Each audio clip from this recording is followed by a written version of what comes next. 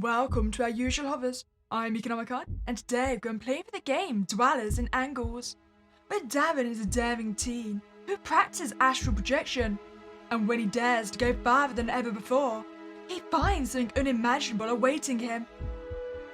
I lay on my bed, my heart pounding with a sense of anticipation, and, I'm not gonna lie, fear. Tonight was the night I attempted to travel farther than ever before. When Josh first told me about astral projection, I laughed, thinking he was so stupid. But the more he spoke about it, the more I became curious. I spent countless hours searching websites and forums. I found a technique that worked like a charm. It got me out of my body every time. I grew accustomed to floating, watching myself sleep from the ceiling of my bedroom. I felt so light. It was wonderful. My whole reality had expanded beyond my mere body. I could go anywhere, do anything.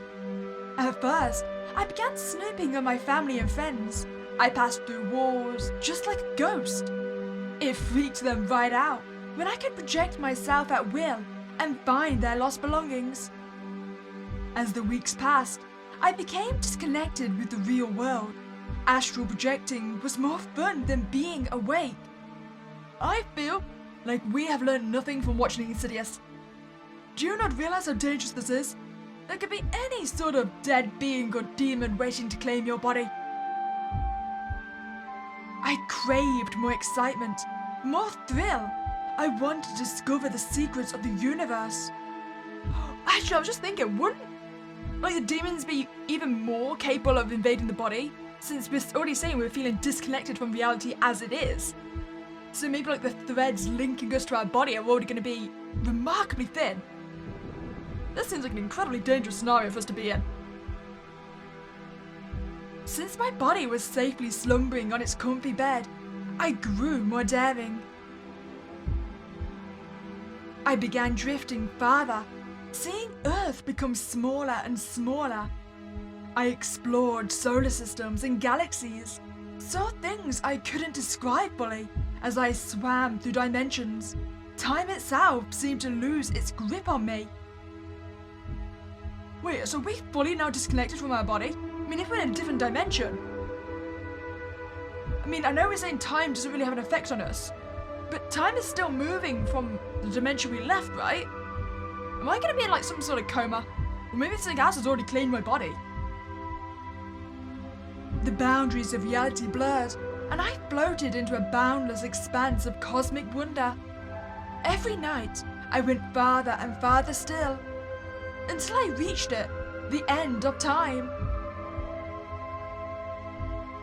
It was a universe of angles, of shapes my mind couldn't describe. You know, I feel like if anyone was actually able to get to this point, they got to the edge of the universe, edge of time, and they could see it for what it really was. I just feel like that's definitely going to just destroy the mind. I wouldn't want to know. I mean, why would you get there and it's just, whatever you find is just so disappointing. I stood at the precipice of eternity, gazing into the vastness of existence itself. I felt small and insignificant, yet exhilarated and powerful at the same time. Like I had unlocked the hidden potential of the universe. But then, a haunting bone-chilling sound pierced through the air, echoing through me. Because wouldn't it actually have the same effect as an eldritch being? Whatever we find there is going to be too cosmically overwhelming. Our brain won't even be able to process through it. I had read about them and their chilling, bow-like shriek, the guardians of space-time, devourers of souls. As I moved through strange angles, and primal fear gnawed at the edges of my consciousness, my heart was in my throat as I spotted them pursuing me from a distance, their presence terrifying beyond anything imaginable. I knew I had to find a way back to my body, and fast. I pushed myself to move faster, twisting through the strange angles, hoping to lose my pursuers. But they were relentless, moving effortlessly through these angles that I couldn't even comprehend. I could feel them getting closer, and desperation took hold of me. Frantically, I tried to remember the words that could save me. I needed curves, not angles. I managed to create circles in the fabric of space-time, hoping they would hide me from the devourers.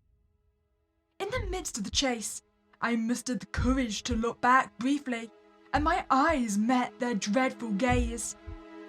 Their eyes, like portals to infinity, seemed to be drawing me into an abyss of darkness. You know what? I don't think there's any fleeing from them. I don't see any possible way we're going to escape. Either they're going to eat our souls, or they're probably going to follow us all the way back to Earth. So we might as well just turn around and face them. A dark curiosity crept into my mind. What if I could control these dwellers and angles instead of fearing them? Okay, well, my plan was just to get eaten straight away, but we can try your idea. What if I could harness their power for myself? The temptation was too strong to resist. Instead of running, I welcomed their approach. I was determined to confront them head-on. Their bow-like howl sounded, resonating through my very being. They appeared before me, their eyes gleaming with an otherworldly light. I could feel their ancient power, and instead of cowering, I spoke with confidence. Hey freaks, bow before me. I'm your master now. The dwellers tilted their heads, as if considering my request. You know what? We clearly have a confidence only teenagers can possess.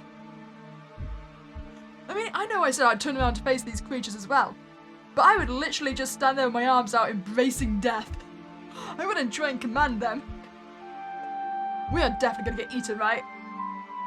For a moment, it seemed like they might yield. Then, with an unsettling grace, they surrounded me.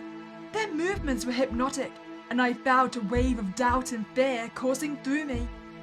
They saw through my arrogance, my dumb, foolish attempt to control forces beyond mortal comprehension. I was nothing more than a speck of dust. With a collective shriek, they lunged at me, their angular forms merging into one nightmarish entity. I tried to flee, but their grasp was inescapable.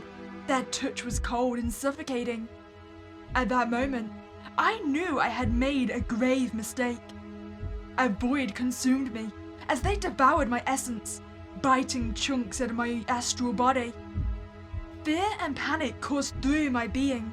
I tried to scream, but couldn't. I lost all feeling as darkness enveloped me. When I awoke, there was nothing left. Oh, because our body's essentially going to be an empty husk now, right? I mean, it'll probably still function, but we won't be in there anymore. Maybe I should put up a to rent sign in the astral planes. Just like, there's some demon, no, there's a free body around. My soul gone and devoured. The dwellers had taken over my body. Oh, terribly sorry, demons. My body has already been claimed. I paid the ultimate price. What do we reckon then? Do we think we've actually got enough time to flee? Maybe we're just doing a lot of circles, it'll be fine. I couldn't let them take my soul. With desperation, I focused all my will on getting back to my body. I visualized myself entering the form I'd known all my life, the body I'd grown to despise. Opening my mouth, I uttered the ancient word, though it felt more like a whisper lost in the vastness of space.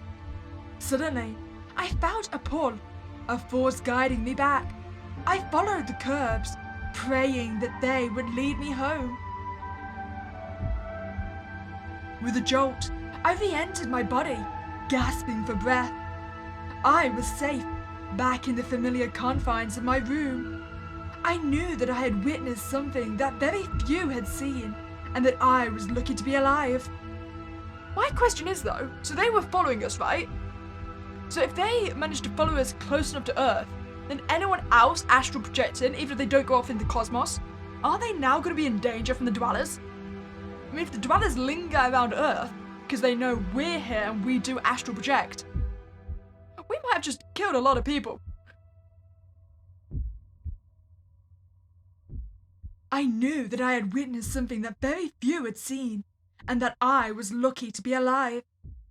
The guardians of space-time were real, and they were not meant to be messed with. Shaking uncontrollably, the images of those entities were embedded upon my terrified mind. I found myself glad and relieved to be back in my old familiar messy room. Maybe having a human body wasn't so bad after all.